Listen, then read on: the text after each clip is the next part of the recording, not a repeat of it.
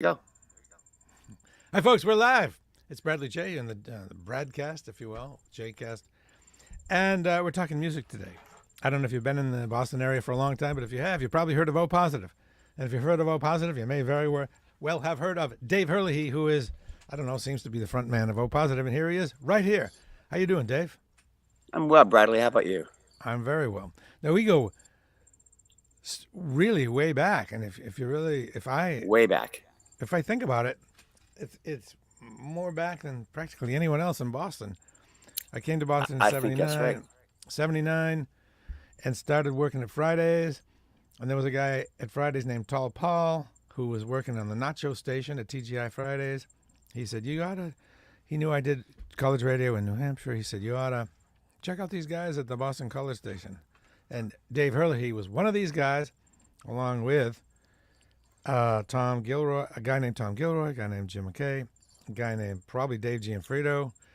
Yep. You actually lived on Comm Ave, not too far from me, in the 1700 block of Comm Ave, with That's these, right. these guys who are all involved with WZBC. Now, we'll get into the history later, but before I lose you, I want to give you the reason we're here, and is that Dave is, as I mentioned, front guy for O Positive, a very successful band in Boston, a very good band in Boston. And he's kept the spirit and the music alive and continues to do so, and has new material and a new gig. And the reason we're here today is to let you know about this new gig that you can go to tonight. I like doing things on the day of because people hear about them 2 weeks ahead and they're like, and they forget. So today is the day, right? It's tonight at the Burren. Tonight's the night. Yep. Okay. So tell us what's going on at the Burren. Then we'll go back to the history of O Positive. Okay. So during the pandemic, I wrote about 60 songs. And I had nothing to do. So I just, me and my guitar and my iPhone, and I wrote a lot of songs. And I showed them to some friends who know how to record, and we started recording them. And I've got about 15 of them in various states. And my friend Paul Buckley, who runs Lunch Records, used to work at FNX. He is a big old positive fan, and he's going to put them out. And so the first single is called The Invisible Girl. It's on Spotify. And it's the lead single for an EP. It's called Postcards from Kindergarten, Volume 1. And tonight I'm going to be playing at the Burren a solo set, pretty much new songs, maybe some old positive things, and actually some stuff I wrote before old positive too. And then we'll have a trio rockin' set at the end. Dave Ingham, the old positive bassist, and Ken Hickey, the old positive drummer, and I will make a racket to close the place.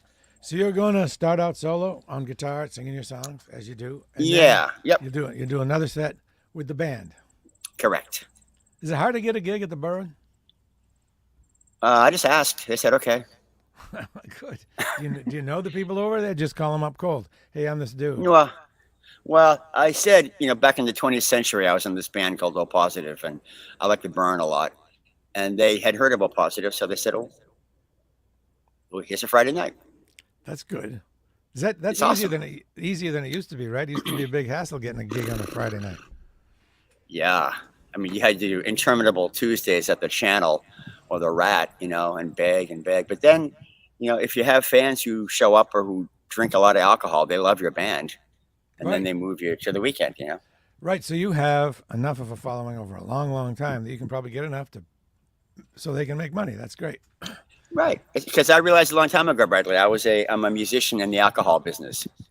So you O Positive. That's who you are. Tell people about O Positive for those who may not know, because they're probably a bunch. It's a long time ago. Well, we were a local band. Actually, I was a lawyer. I passed a bar exam and hated being a lawyer, so I quit to sing. And with my friends Alan Petiti and Alex Loeb and Dave Ingham and eventually Dave Martin, we just would rehearse like 4 nights a week. And we began getting gigs. And we had friends who helped us a lot. And we eventually released a record on Throbbing Lobster. And we had a pretty big local hit, a song called With You. And the chorus was "Smoke a cigarette, think it'll get you through it." And that was a pretty big hit. And then we Yeah, it was. began getting weekend shows. And there was also V66, which was a local video 24/7 kind of MTV local station. It was an And they MTV played us in. precursor. It came before MTV, right? No, it came after, but it became before Oh, cable made its inroads. I see. Right. So cable hadn't penetrated the suburbs yet, and so so some local guys bought a license, and did an MTV thing for about 18 months, and they played us in heavy rotation. So all of a sudden we're like, Whitney Houston, oh positive, it's totally weird, and then our gigs got really crowded, and then we released another EP on Link Records, and that sold well and charted in Rolling Stone, and we played all over the country, and we ended up getting a deal with Epic Records, and we gave them a pretty good record. Didn't sell well enough for them, and then we did one last record, and we broke up in 19. Oh, we stopped playing in 1995, but I've still stayed in touch with the guys, and we still play.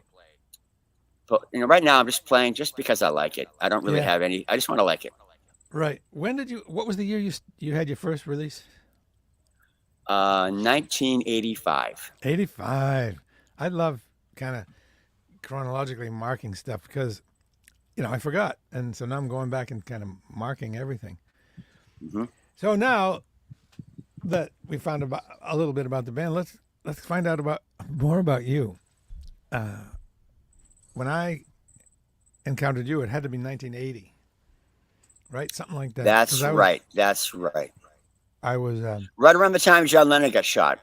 That was a big wow. thing for me when John Lennon got shot. It was 1980, and I think you actually did my radio show one night when I wasn't feeling well. You were there, and I broke the rules and gave you the headphones, and you were on the air.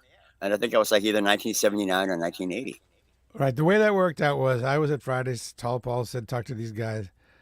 Maybe you can be on ZBC. And I thought, all right. But to get on ZBC, I basically had to pass you had to get checked out and see that I was on the same wavelength as the station. So I went and hung around with you guys at your house on Commonwealth Avenue. We had fun. Yeah. I guess they said, oh, all right. And so I needed to get acclimated. What do you call it? Trained, I guess. And it was housebroken. One hot summer night. I was living in Coolidge Corner. I walked over there, and you showed me what to do, and you weren't feeling well. And you said, you're doing all right, so I'm out of here. Here's how you shut down the station. Click. And that was That's show crazy. one. And so you took off. I finished the show. I took off. Are you sure? Positive. You said I'm I out. thought I thought I laid on the couch or something. I don't know. Maybe you laid on the couch. Maybe. I think I did. Okay. I don't know. Who knows? I don't. Yes. So you, yes, officially, he laid on the couch and did not leave the premises. But I did it and I shut it off, and it was fun. And then I've been involved on and off for a long time with that station. And then, of course, much time passed. 4 years, and you did O Positive. But before that, there's one thing you're forgetting, I think, is we did a little jam at your house and recorded it. Had a weird name. Mm-hmm. Did you forget about that?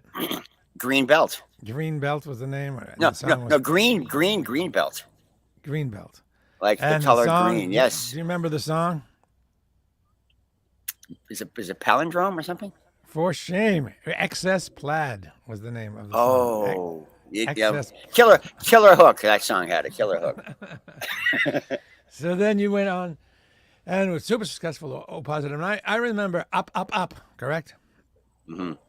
That, and to me, that seemed like a Teardrop Explodes, Julian Cope song. So I'm guessing you were big into Julian Cope, Echo and the Bunnymen, Yes. and even the Mighty Wah. So if you're kind of thinking, well, what do they sound like? Think of Teardrop Explodes. But for people who have never heard of Teardrop Explodes, Yeah, but what do big you how sound like? that is. I don't know. I think just like XTC, but different.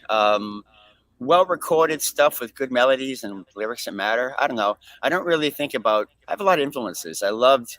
Really, ZBC was a huge influence on me. There was so much that I heard there, like Eyeless and Gaza and The Cure and Glenn Branca and just all this weird guitar stuff. So I was all into bringing all that weird sonics into a dance groove and having the lyrics be good and try to have a good melody. And I was just singing. That was the thing. I think the thing that makes it unifies it is just me singing. Yeah. And you did other things, over the years. And fairly recently, you do a tribute to Bowie, tribute to the Who. The Who really is where you're at. That's your core, your touchstone, right? The Who. I love the Who. Yeah, Pete Townsend, man, those power chords and just that, the brains and the balls and the heart. Yeah, Pete is the bomb. Yes. All right. Again, what's it say? It's we have Ondine. I don't post all the comments, but Second best Ondine. Boston band. Okay. Obviously, the Top question 10. is top 10. So I suppose I'm supposed to ask what the top Boston band was. What do you think they're going to say? Dogmatics. I don't know.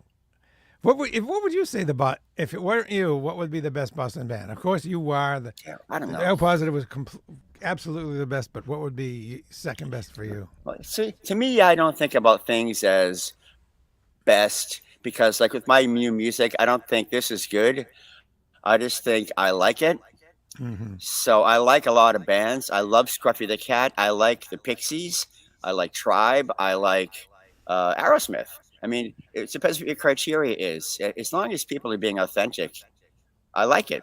And so I really don't. Right. I don't have a top 10 list. I just kind of, if I like it, I like it. I love a lot of Boston bands. I mean, the Lemonheads and Pixies are way up there. But Cars. I mean, it's. I like a lot of things. Right. All right. So, once again, Neighborhoods are great. Yes. neighborhoods. Yeah. So when did you start going to gigs? You're a local guy. Did you start Yeah. like in '79 or something? I mean, As soon as I turned 18. I mean, as soon as I turned 18, it was like 1977. I had a fake ID too. I was going to gigs before that. But really, when I went to school to Boston College, I started going to shows. I mean, I saw Joy Division. You saw? And, where did you see them? At the Underground. No, Yeah. you did. They were at the Yes. Underground. So you Yep. were involved super early on. Yeah, I You were saw. The Rat. The Rat was an incredible place. I saw like Thunder Train at the Rat. That may have been my first gig. The Rat was unbelievable, and Mitch at the front door. Good to see you. I know. No, it's just incredible, man. As an aside, were you super impressed by Joy Division at the time, or was it kind of the legend that was that? Oh, it's a band. It was loud. I didn't really understand what it was, and I I went because it was cool, and it was a crappy little room. Oh yeah. I mean, it's like it was hard to understand. It was loud. It was really loud. It was like your living room, only if your living room was L-shaped, and it was. Yeah, it was like a lot. It was like a lot. It was like a laundromat. Like a laundry. By the way, folks, that was a club that was at the corner of Com Ave, where Com Ave takes a left and branches off from Brighton Ave, whatever you call that intersection there. Right. So you were a Rat guy? Because I was not as much of a Rat guy as some. I was a Channel. Maybe it's because I came later. I was a Channel person, and I was a Paradise person, especially coming down from New Hampshire.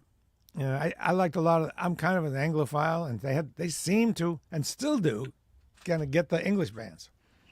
No, that's right. But I mean, in the beginning, I'm not going to go to the Paradise as a band, and the Channel was too far away to hang at, and the Rat was just cool. They had the jukebox and the Hoodoo Barbecue, and if you're gonna be known in town, you've got to be known in town. You got to go out and hang out. It's like office hours with alcohol, and just hanging out and meeting people and eating barbecue. You got to go to where the music is. Where the that was people your are. job, and that was my job too.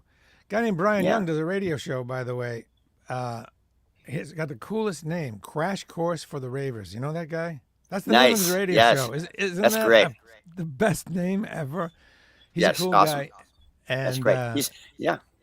Brian, can you spread the word about this gig tonight somehow on your, Yeah, at the Burren Music network? It says 7 to all ages. All ages.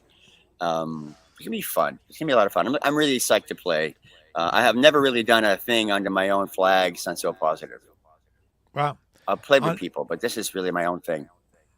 Now, the Burren is, we need to be specific about where it is, and that is in Davis Square, right? It's right on the red line. It's right across from Red Bones. If you take the red line to Davis Square, it's about a 9 iron Four. away. Yeah, like a 4-minute walk. You're still a golfer? That's right. Well, I You were own a golfer. clubs. Do you still golf? I don't know. I go on golf courses. I'm not sure if what I do would be called golf. I think I actually golfed with you one time at Newton, whatever that is. Newton Com. Yeah, that's a dangerous place. All right, folks.